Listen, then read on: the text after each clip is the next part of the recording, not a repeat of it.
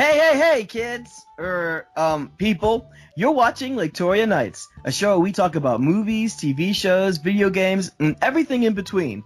I'm your ringmaster, Kevin, joined by your fire breather, Andy, and your lion tamer, CJ. Say hello, gentlemen.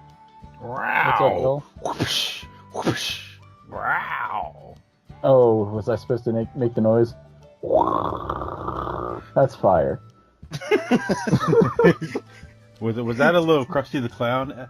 I believe it was. And Yeah. I was going to say, our Simpsons episode was 2 episodes ago.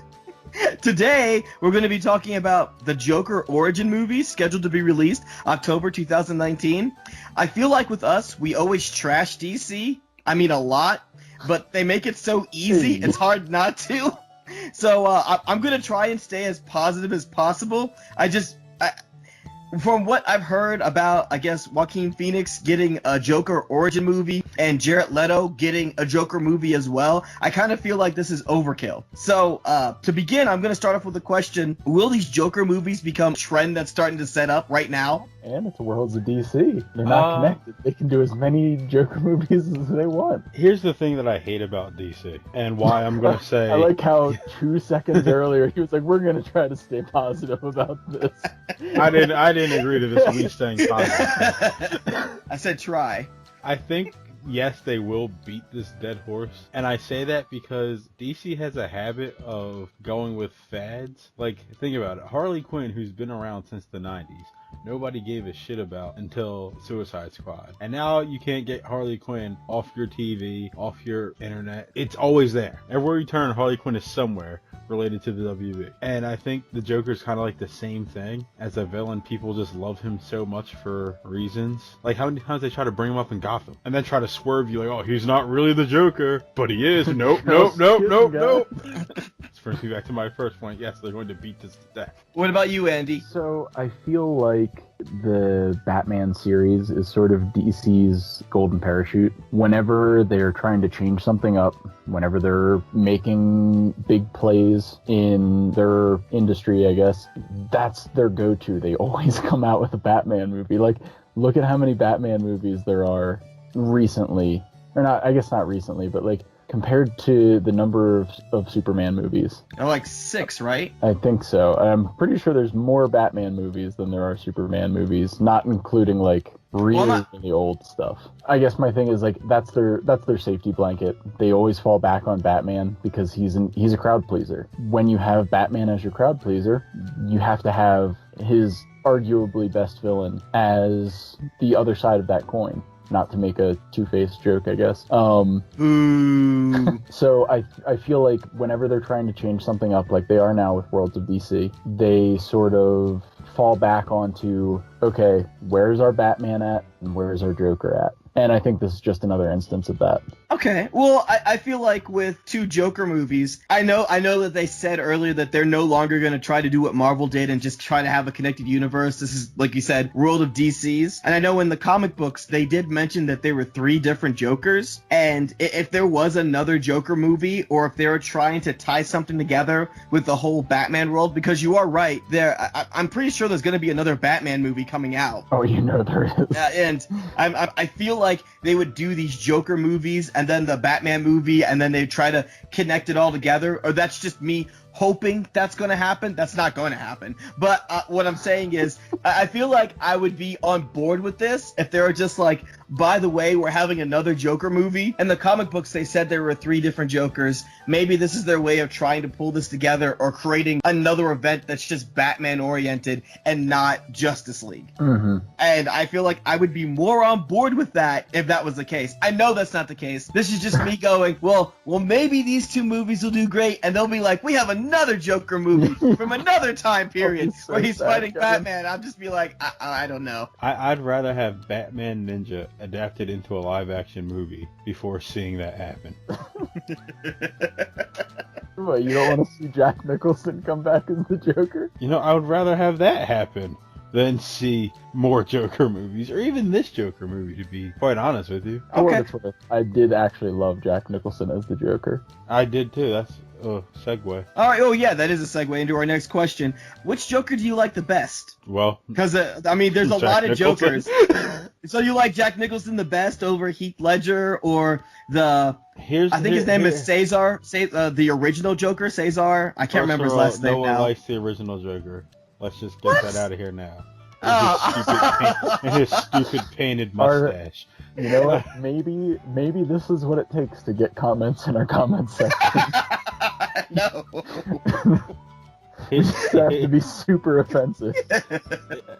Here's my thing. I do like Heath Ledger's Joker, don't get me wrong. And I like Jared Leto's Joker. But as we talked about, like, kind of in our pre-show, Jared Leto never had a fair shake at being the Joker, so let's disqualify him from the conversation.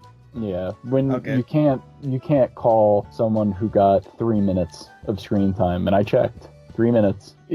That's not enough to see what that actor's capable of as far as portraying a character. And then when we go to Heath Ledger's Joker, I feel like it was a great portrayal of the Joker, but Jack Nicholson's Joker was just, I don't know, there's something charismatic about that Joker. Still sadistic a little bit, but he had more of a plan. It was more thought-provoking than I'm going to cause anarchy just to cause anarchy, to kind of call Batman's bluff and make him kill me. Where the other Joker kind of he didn't have a direct plan, but it just seemed like his schemes had more thought and originality, where... Yeah, I mean, I feel like I have to bring this up because if I don't, I don't want to overlook it. But what about Mark Hamill? I thought we were specifically talking about. If you're gonna throw Mark Hamill in there, I will say that buffers my point about Jack Nicholson, because his Joker and Mark Hamill's Joker are more similar in style. Okay. Where Mark Hamill's the animated version of what you got from Jack Nicholson. So I'd put them at 1A and 1B. And you can flip-flop whoever's A and B. I really don't care. I wouldn't argue with you either way. Until you say the wrong answer, and then he'll argue with you forever. Exactly. Right. But I think Mark Hamill's an extension of Jack Nicholson. Because you gotta remember, Mark Hamill's Joker was the one that came out in the 90s. And that was right after Jack Nicholson's Joker portrayal in 89. All right, what about you, Andy? I have to agree with CJ. Jack Nicholson. I said it earlier that segued us into this point, but Jack Nicholson's probably my favorite Joker.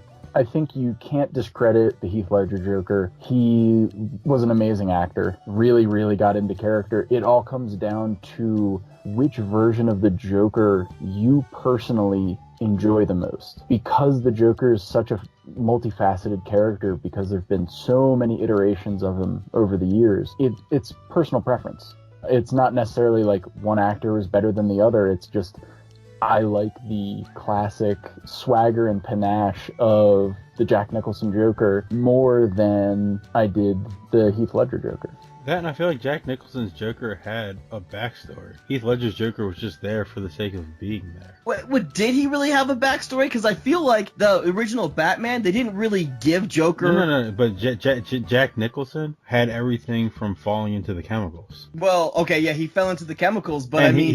he was a petty robber prior to being the Joker, so you saw his arc of becoming the Joker and, like, why he's even there in the first place, where Heath Ledger's Joker is just at the end of Batman Begins, hey, I found this card, and that's it. And now he's here doing things. So you like that Joker because they gave a little bit more to him, fleshed him out more.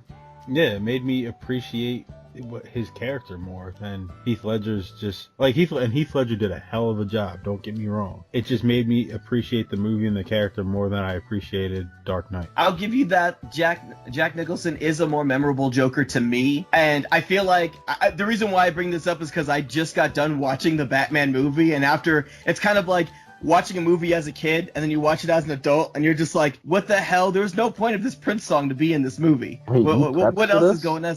No, I did not prep for this. It's like, we were there at the meeting when we discussed what we were going to do.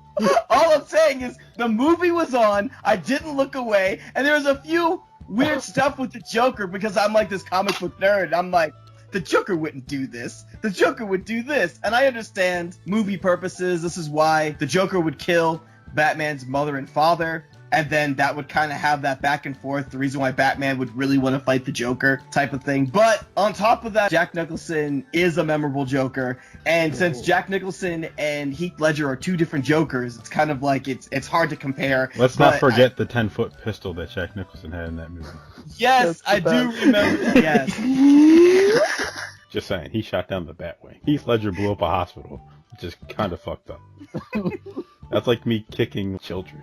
Okay, all right. Well, it doesn't make me evil. It makes me a really for what big it's worth, jerk. Evan, I want to point out that the whole album was produced by Prince. okay. He was just really popular at the time. Batman albums back then were awesome. Seal, Kiss from a Rose. That didn't belong in a Batman movie either, but damn it, that song is awesome. Even to this day, that song is pure fire. Baby. See, that doesn't make me think of Batman at all. All right, okay, all right. It's time to wrap up. Are there any final words for you guys before we leave? CJ? I hope no one's listening to this that has the power to make a Batman Ninja live action movie. You see, because you said it, you've made it real. I'm gonna find a way to forward this to someone who can make that happen. All right. I want to thank all of you for watching. You're beautiful. We appreciate you. And if you like what you see, hit the like and subscribe button. This is CJ, Andy, and Kevin signing off. Watch more movies and play all the video games. You know you like what you see. Swear to me!